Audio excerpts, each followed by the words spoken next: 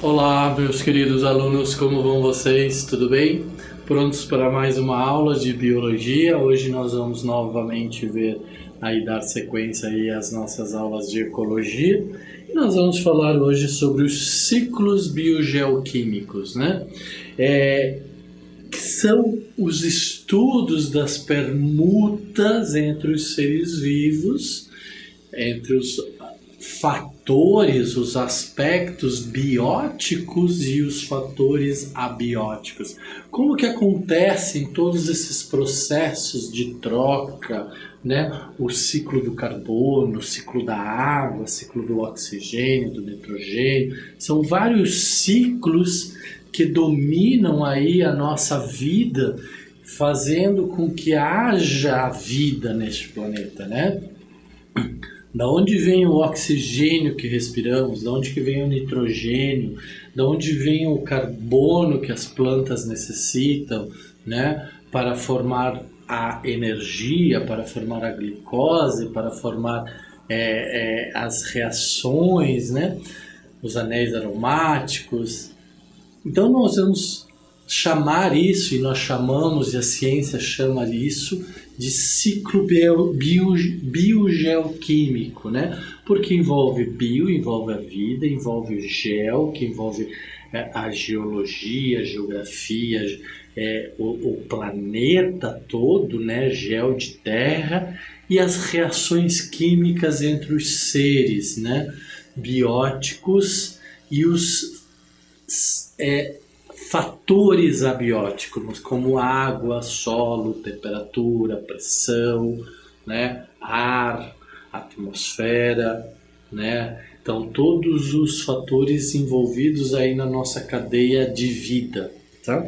Então, é o estudo das permutas de materiais entre os seres vivos, componentes bióticos, né? Então, componentes com vida, e componentes abióticos, componentes sem vida. Aí vocês podem pensar assim, poxa, mas professor, não tem vida na água? Tem vida na água, sim, mas a água em si, a água H2O, não tem vida, ela é um componente químico, ela é um componente, um composto químico chamado água, fator ou componente abiótico. O solo, a mesma coisa, né? Você vai ter nitrogênio lá, você vai ter carbono, você vai ter zinco, você vai ter alumínio, você vai ter nitrogênio, você vai ter vários componentes químicos, partículas sólidas, né?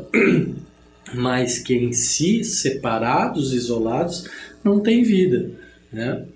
O ar, a mesma coisa, né? Só os componentes de oxigênio, nitrogênio, argônio e outros elementos químicos em si só vão ser elementos, vão estar ali, não tem vida, tá? Então por isso que chamamos de componentes bióticos, aqueles que têm vida, e componentes abióticos, aqueles que não têm vida, temperatura, pressão, né?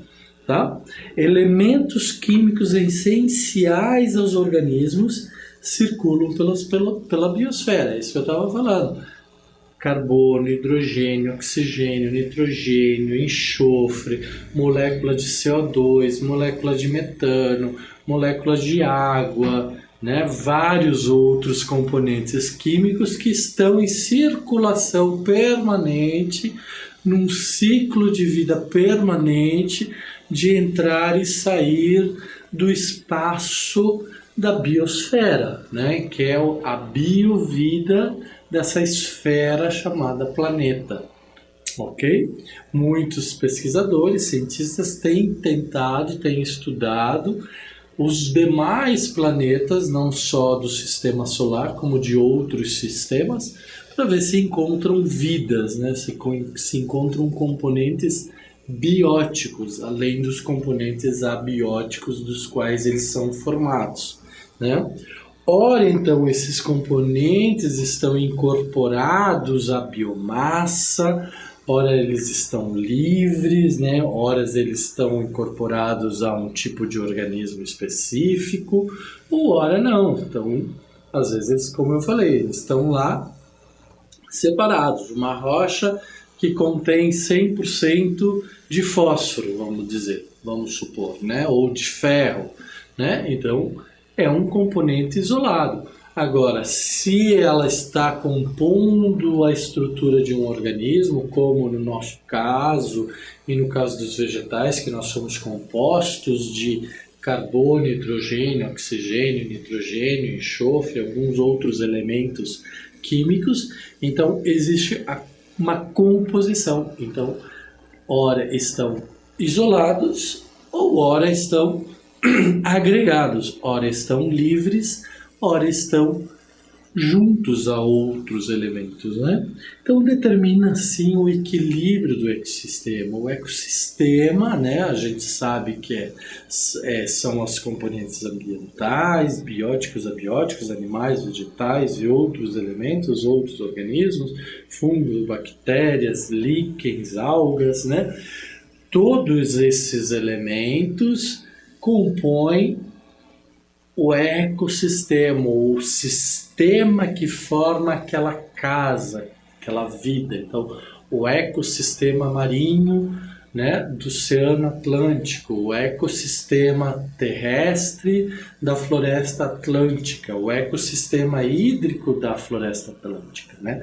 Ou da Mata Amazônica, da Floresta Amazônica, da Mata de Araucárias e de outros componentes ou de outros sistemas, né? Tá? Ou um sistema, por exemplo, um vaso de flor na sua casa, um vaso de planta na sua casa. Ali existe um sistema de integração entre atmosfera, oxigênio, ar, gases, a planta, né? Um ser vivo, um solo, uma água, precisa da água. Então, ali naquele vaso existe um ecossistema. Se tiver só a planta, é formado por um único indivíduo. Agora, provavelmente, com certeza, no solo haverá outros organismos, macro ou micro, tipo minhoca, fungos, bactérias, né? No ar da sua casa tem todos esses elementos também. Então isso forma um ecossistema. O ecossistema desta casa, o ecossistema deste bairro, o ecossistema deste edifício, o ecossistema desta cidade de Curitiba, né? O ecossistema brasileiro, que na verdade são 5, alguns autores dizem 6, né? Então, os ecossistemas mundiais. Então são as casas, os sistemas das casas específicas. E aí depende daquela definição que a gente estabelecer. Eu vou considerar daqui até aqui, então eu vou limitar o meu ecossistema. Eu vou limitar o ecossistema desta sala, tá? Ok? Que juntamente com as cadeias tróficas são consideradas. Lembrando o que eram as cadeias tróficas? Era aquele processo de transferência de massa de um indivíduo para outro, ou de transferência de energia de um indivíduo para outro, ou mesmo transferência de número de indivíduos, né?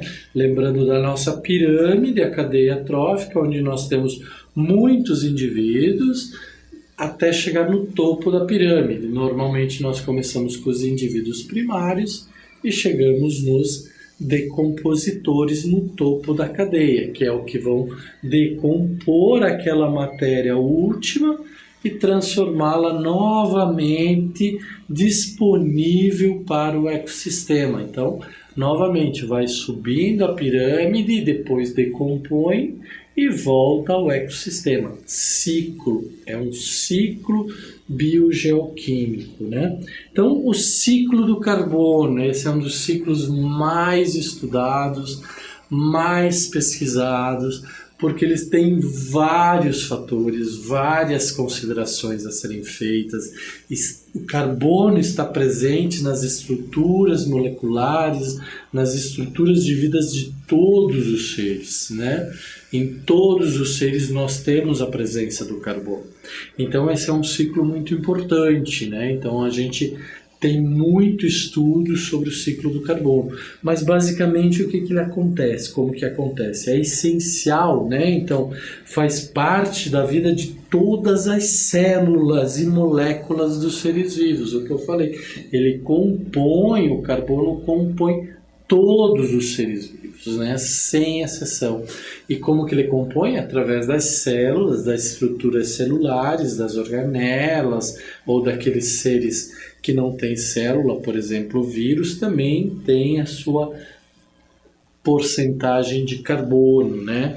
E moléculas de outros seres vivos, né? O CO2 atmosférico, ou seja, o dióxido de carbono, dióxido, dois átomos de oxigênio para um átomo de carbono, dióxido de carbono, atmosférico, é a fonte primária do carbono. Então, todo o carbono vem da atmosfera, ele está acumulado na atmosfera.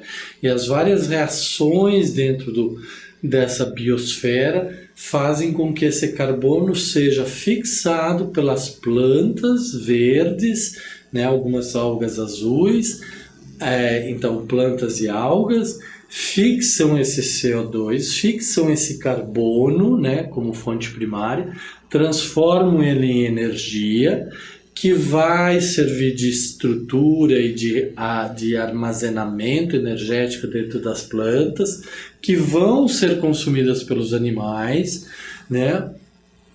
Ou que vão se deteriorar, vão se decompor e aí vão voltar para o solo e depois podem sofrer evaporação, transpiração das plantas, podem voltar para a atmosfera e aí volta-se o ciclo, né? Então, esse carbono, o CO2, é absorvido pela planta por meio da fotossíntese, né? Feita lá nas mitocôndrias, feito lá nos cloroplastos, né? Feito lá nas clorofila dos cloroplastos, certo? Então, este é o processo de fotossíntese, extração de carbono da atmosfera e fixação desse carbono no vegetal. Perfeito? Uma lenha, uma madeira, nada mais é, simplificadamente, do que carbono armazenado. Então, nós temos ali uma estrutura de carbono fixo na madeira. Tá? Então, fornece átomos para a produção de glicose, foi o que eu falei. O açúcar principal, C6H12O6, aí nós temos outros tipos de açúcares, mas fornece principalmente para a glicose. A glicose surge da união do CO2 com água mais energia forma a glicose, né? É uma fonte energética para todos os seres autótrofos, ou os vegetais, aqueles que possuem pigmentação, que possuem clorofila, que possuem cloroplasto, né? E aproveitada pelos heterótrofos, que são os animais que se alimentam destas plantas, né? Na forma de gorduras, aminoácidos, proteínas, celuloses, etc., fundamentais à construção do corpo, né? Então, o que são esses exemplos? São as formas que o organismo, tanto o vegetal quanto o animal, estabelece para a fixação ou armazenamento desse carbono. Pode ser na forma de gordura, pode ser na forma de aminoácido, pode ser na forma de proteínas, pode ser na forma de celulose. Aí ela pode ter uma função de armazenamento, de proteção, de base para reações orgânicas, ou para a estrutura, como as proteínas, os aminoácidos, como a celulose, a lignocelulose, a lignina, que tem um componente, uma característica de lignocelulósica, então tem uma mistura com carbono, tem as hemiceluloses, né? E assim sucessivamente, tá? Então isso tudo compõe um corpo, tanto vegetal quanto animal, né? Então, quando isso acontece? Então, quando ele entra no ser vivo, faz a sua função dentro do ser vivo, seja no vegetal, seja no animal, e esse vegetal, esse animal morre ou cumpre a sua função, ele se decompõe. ao se decompor, ele libera o carbono de volta para o meio ambiente, né? Ocorre por diferentes tipos de reações físicas e químicas. Então, como que isso acontece? Como que um elemento se constrói, um organismo se constrói, né? Ou um organismo se decompõe? Lembra? Pelas pontes de hidrogênio, pelas junções dos átomos através das pontes de hidrogênio, vai formando cadeias de elementos e vai compondo, então, aminoácidos, proteínas, né? As enzimas, vai formando átomos, componentes, compostos, moléculas que vão dando as características dos seres vivos. E ao morrerem, ao cumprirem sua função, começam a liberar toda esta energia que está armazenada. Onde que ela está armazenada? Nas pontes de hidrogênio. As pontes de hidrogênio começam a se quebrar e começam a liberar energia, e os elementos químicos que o compõem vão se liberando na natureza ou no meio ambiente, né?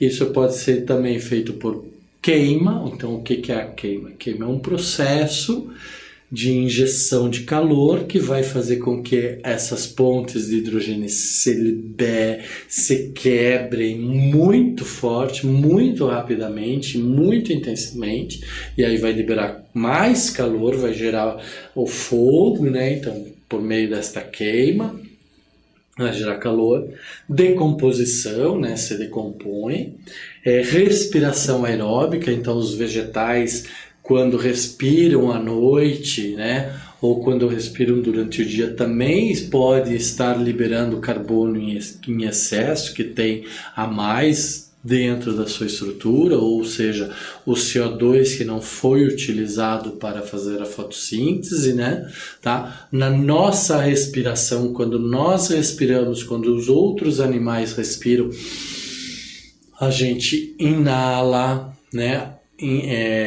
adquire, absorve oxigênio que vai para as nossas reações internas orgânicas e liberamos gases, né? Esses gases são compostos também por carbono, tá?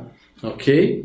E a fermentação, o que é a fermentação? É a respiração anaeróbica, sem a presença do oxigênio. Então existe uma quebra, uma liberação dessa energia sem a presença do oxigênio. Então aqui eu coloco uma figura para vocês, para exemplificar novamente, né, o ciclo do carbono que vem da atmosfera, é absorvido pelas plantas, né, ou pode ser armazenado pelas águas, serve para a função, sofre a decomposição do vegetal vai gerar o petróleo, vai gerar um armazenamento do carbono no solo, que depois pode ser extraído pelos postos de extração de petróleo e vai ser novamente liberado para a atmosfera.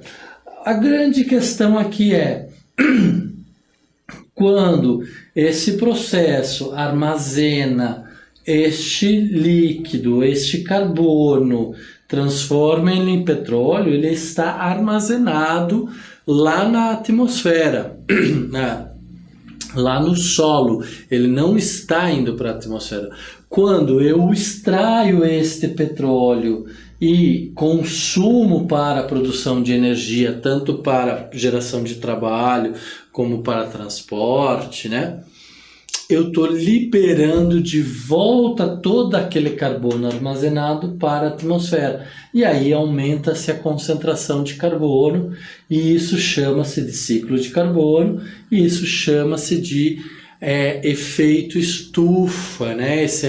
Essa condição da atmosfera de possuir aí carbono e outros elementos que protegem a Terra do resfriamento ou das grandes trocas de calor, né? Então, foi graças ao efeito estufa que houve condições para o desenvolvimento da vida no planeta, né? Mas dentro de uma certa porcentagem de compostos na atmosfera. quando o homem inventou a máquina de vapor, que começou a usar o carvão, e depois passou a usar o diesel, e depois passou a usar o petróleo, essas coisas todas que a gente já sabe, começou a emitir mais carbono, que aonde foi parar? Em vez de estar armazenado debaixo da Terra, está armazenado na atmosfera. Tá? Então, aqui nós temos dois processos, o de absorção de CO2, que pode ser através da fotossíntese ou da quimiossíntese, e o retorno ao meio ambiente do CO2. Por quê? Por onde? Pela combustão, que é a queima da matéria orgânica, né? Decomposição, porque o desfazer das estruturas orgânicas, né? Fermentação e respiração. Então, durante o dia, os vegetais absorvem o CO2 para a produção de glicose. Por meio da respiração, as mitocôndrias produzem energia e, como resíduos, liberam CO2 e H2O para a atmosfera, né? Tá? Ou H2, ou, né? Então, como resíduos da respiração, liberam CO2 e H2, né? Para a atmosfera. Então, breve revisão, função dos cloroplastos e função das mitocôndrias. Então, vocês precisam fazer uma breve revisão, resumo. Qual era a função dos cloroplastos, né? E qual era a função das mitocôndrias? Onde estão as mitocôndrias? Onde estão os cloroplastos, né? Quais são os papéis dos cloroplastos e das mitocôndrias, certo? Tá? Então, durante os dias, os vegetais absorvem e liberam CO2, né? Absorvem CO2, é aquilo que eles não utilizarem no processo de fotossíntese, de produção de energia, eles vão liberar para a atmosfera, e à noite somente liberam gás por meio da respiração mitocondrial. Então, somente a mitocôndria respirando lá, fazendo seus processos de trocas gasosas vão liberar CO2 para a atmosfera. Animais, fungos e bactérias apenas liberam CO2 pela respiração ou fermentação, né? E aí isso aqui se refere ao rumen do boi, né? Que é aquela respiração carregada de CO2 ou de metano, tá? Então os animais, os fungos e as bactérias liberam CO2 pela respiração. Então, estou liberando o CO2 pela fermentação, né? Fermentação a gente sabe que é o processo anaeróbico, sem a presença de oxigênio, tá? Balanço ou desequilíbrio entre CO2 que é absorvido e liberado dá origem ao fenômeno de alterações climáticas, certo? Então, olha lá, vamos limpar aqui um pouquinho. Dá origem aos fenômenos das alterações climáticas. Por que dá origem aos fenômenos das alterações climáticas? Porque é aquilo que eu falei para vocês. Aumenta a quantidade de componentes da atmosfera. Esses componentes acabam sendo mais denso, ficando mais denso. Isso é fácil de vocês observarem, né? Como que vocês vão observar isso? Tranquem um ambiente, fiquem dentro de um ambiente e fiquem ali, respirando, mas fechem bem o ambiente, tá? Fechem bem o ambiente. E vocês vão ficar ali absorvendo oxigênio, liberando CO2, absorvendo oxigênio, liberando CO2. Daqui a pouco esse ambiente está mais quente, daqui a pouco esse ambiente está mais carregado, vocês começam a ficar mais sonolentos. Por quê? Porque a alteração da temperatura se deu pelo aumento de CO2 dentro daquele ambiente, pela redução de oxigênio. Então, como o ambiente estava fechado, não houve troca, não entrou oxigênio, só saiu e entrou CO2, né? Assim é o nosso planeta, nós estamos fechados na atmosfera, nós estamos fechados nas diversas camadas da atmosfera. E nessa atmosfera tem vários gases, tem vários componentes. E quando a gente começa a emitir mais do que absorver, nós começamos a aumentar o quê? A densidade dessa atmosfera. E isso começa a aumentar, então, a temperatura, né? Tá? Isso segue um ciclo, isso é um tema para uma outra aula. Mas para vocês entenderem o que são esses fenômenos das alterações climáticas, né? E aí, como eu mostrei na figura, os combustíveis fósseis, tipo petróleo, gás natural, carvão mineral, GLP, que é o gás, né? Óleo diesel, enterrados e armazenados no subsolo, são contabilizados no balanço do ciclo biogeoquímico, né? Então, sabe-se, tem-se estudos de quanto nós temos de reserva de petróleo, de gás, de biodiesel, de carvão mineral no planeta. Então, isso é contabilizado dentro do ciclo do biogeoquímico, né? Tá? Mas são acrescidos à atmosfera, né? Então, não são contabilizados no sentido de cálculo do biogeoquímico, mas são conhecidos esses valores, né? Esses valores são conhecidos e num estudo maior chamado ciclo de vida, análise e avaliação do ciclo de vida, esses valores de petróleo, diesel, gases, gás natural, GLP, carvão mineral, são contabilizados como reservas energéticas para o planeta, tá? Eles são contabilizados. Agora, quando eles voltam para a atmosfera, aí eles entram no cálculo do ciclo biogeoquímico. Por quê? Porque daí você está disponibilizando todo aquele carbono que estava estocado, armazenado para a atmosfera. Tá?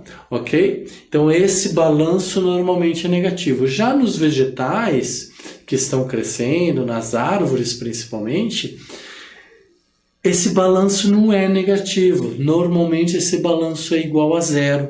Por quê? Porque a planta tira da atmosfera e devolve para a atmosfera aquilo que ela não usa.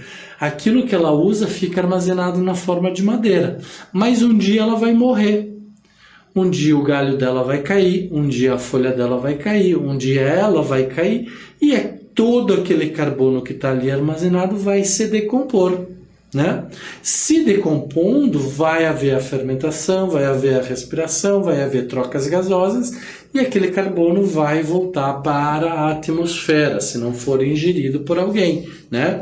Os cupins podem comer a madeira, a bactéria, o líquen, fungos podem comer a madeira e armazenar por um tempo aquele carbono. Né? Aí entra um outro ciclo biogeoquímico ali da vida do próprio carbono. Tá? Certo? É essencial, então, agora a questão do ciclo do oxigênio, né? O ciclo do oxigênio. Sabemos que o oxigênio é essencial. Nós precisamos do oxigênio para quê? Para respirar, para fazer nossas reações químicas, né? Nós precisamos de oxigênio. Se nós tivermos um ambiente carregado de CO2 e não oxigênio, nós vamos nos intoxicar, nós vamos ficar com problema.